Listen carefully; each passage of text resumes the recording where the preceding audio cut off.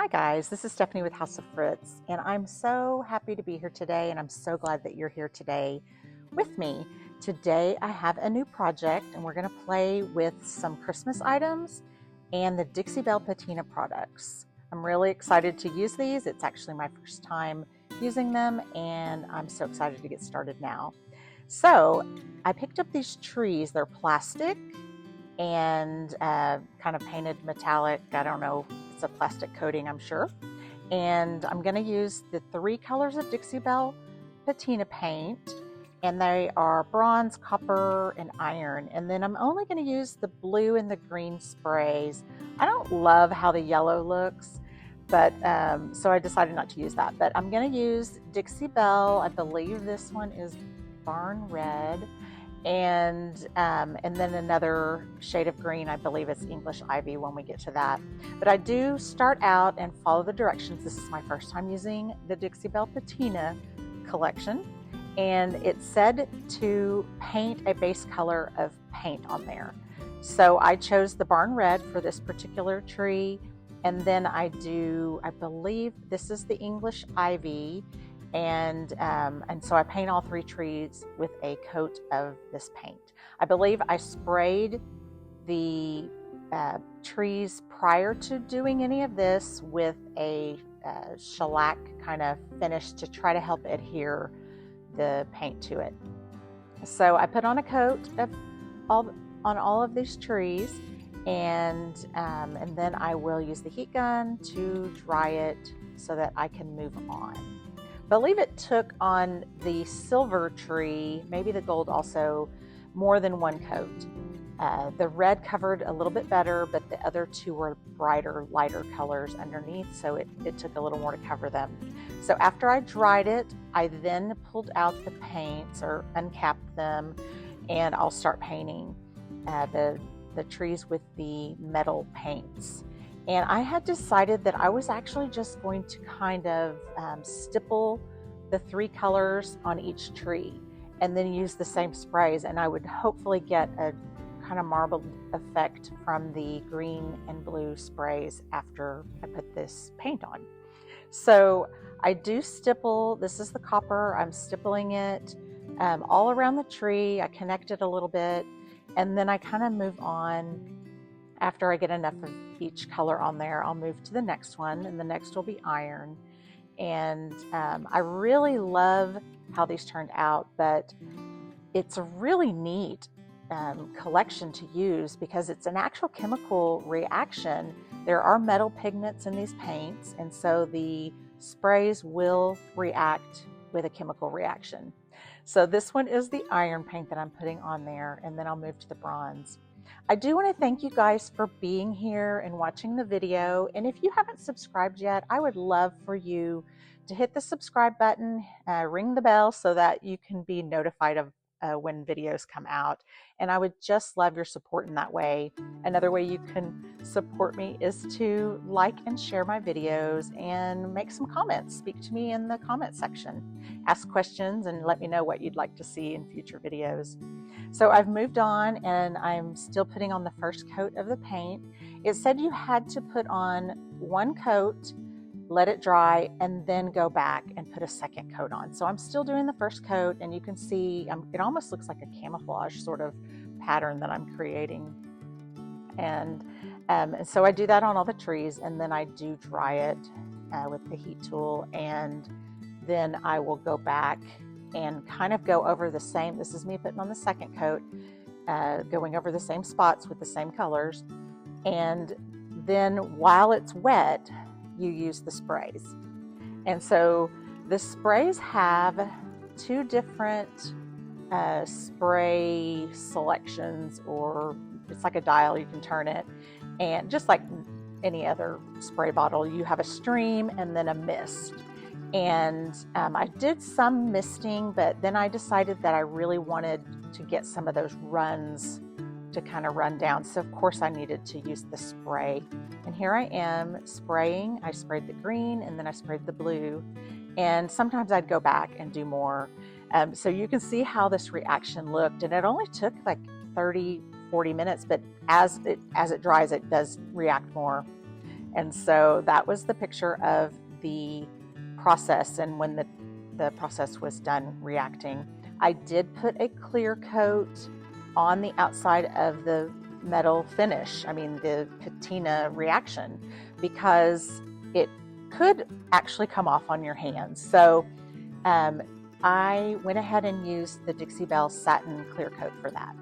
So then I was going to use these trees to make Christmas decor, and I took out these spools. They had some twine and clips on them. I think they had been from Target. They just held some twine, and I saved them to reuse them for a crafty purpose. And so I'm using Dixie Belle Silk. I believe this is the color Anchor, and this has a base coat and a top coat in it, so you don't have to add any finish coat on it. And so I really have enjoyed using some of these silk products because you don't have to do the extra step. So I painted all of these items, and then I wanted to create a little bit of a floral underneath. I'm going to mount those trees on top, and so I wanted to create a floral arrangement, so to speak, on top of the stands. And for the little tree, I am going to use that little candlestick. I got it at the Dollar Tree up in the left corner of this picture. But I'm trying to figure out where I'm putting everything. And these picks I just cut apart were from the Dollar Tree as well. And so I believe the pick with the red ball, I'm not going to end up using the bulb, but I do use the green leaves off of it. And so of course I'm just going to hot glue and get going with that and get things stuck down to create a floral arrangement. So I'm so happy to be back this week with a video. I took a couple of weeks off. I've just been having a little bit of a harder time with my rheumatoid arthritis, and the medication they had started me on was reacting, and my brain wasn't working real well, and my body wasn't cooperating. So I had to take some time, and it also allowed for my son to have a break from editing because he does all of my editing, and of course I'm so appreciative of that. So I'm so excited to be back with a video, and I'm so excited that you're here watching. So here I am just cutting apart some of these florals and just piecing them because I don't need, like big, elaborate, longer pieces. I just need small ones. The tree is going to cover that up partially anyway. And so I'm just kind of placing things here and there, just trying to get balance and, cause your eye to move around is really what I'm doing. So my next step is while I used hot glue, I also want to use a more permanent glue. If you stick this up in the attic, as most of us do with our Christmas items to get them out of the way, the hot glue would possibly just melt and it could fall apart a little bit easier. So I like to use a combination of both. I want the hot glue for like an instant adhesion, but the other glue I used is Tightbond Quick and Thick, and it's a really strong glue and it's great for being permanent. And so using both of those accomplishes what I need. So I'm holding it down so the hot glue can kind of set. And then once I get it where I want it and it's kind of stuck on there and doing what I want, I go ahead and finish this little arrangement. And I'm basically just cutting apart all these pieces. Some of them came from the Dollar Tree. Some of them came from my friend where I got the trees, the plastic trees. She does pallets. And so she sells on Whatnot. And I got these pallets from her. And she also had a bunch of other like little Christmas picks and things. And so I picked out some of that stuff so that I could use it as well. A lot of them come from Target, and then I think Dollar General, maybe Pop Shelf and Kohl's and places like that. So I took these and I cut them apart. I'm going to add some moss to kind of fill in these open areas to kind of make it all look just a little more complete. And this moss is going to make a huge mess. I guess you probably all know what happens when you use any type of moss. It just kind of crumbles and falls apart. There's dust everywhere, but it looks so pretty. So anyway, but I go ahead and I'm just going to glue on the leaves and glue on some moss and the berries and create this floral arrangement. And just kind of make sure that it looks full and finished. I don't want it to look like there's a big hole. It's really easy. I am not a florist by any means, but you can see I just put up the red paint. I took some paint, and where I cut the berries apart, you know, they're styrofoam and they pulled the color off. And so I just took paintbrush and dabbed paint on those little white spots, and that covered it up and made it look a little bit nicer. So that's something that you can do, and I used the Dixie Belle Barn Red on that as well. And so I'm just finishing up this little arrangement.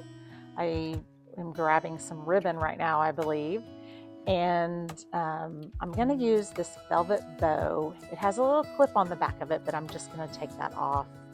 I bought this package of bows from Micheals, and last week they had such a great sale that I kind of stocked up.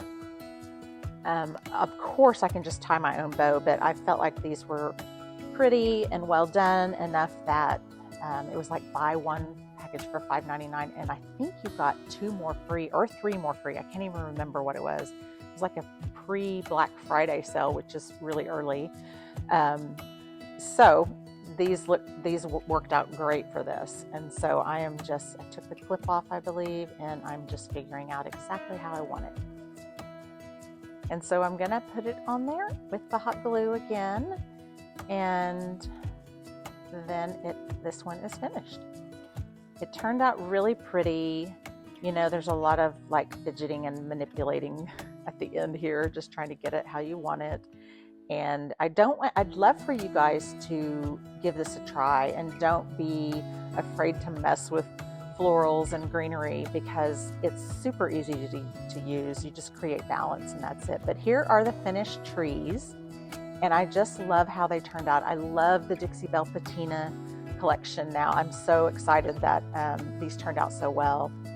And y'all let me know what y'all think about this in the comments. And I have one more project that went along with this, and it's a really cute project as well.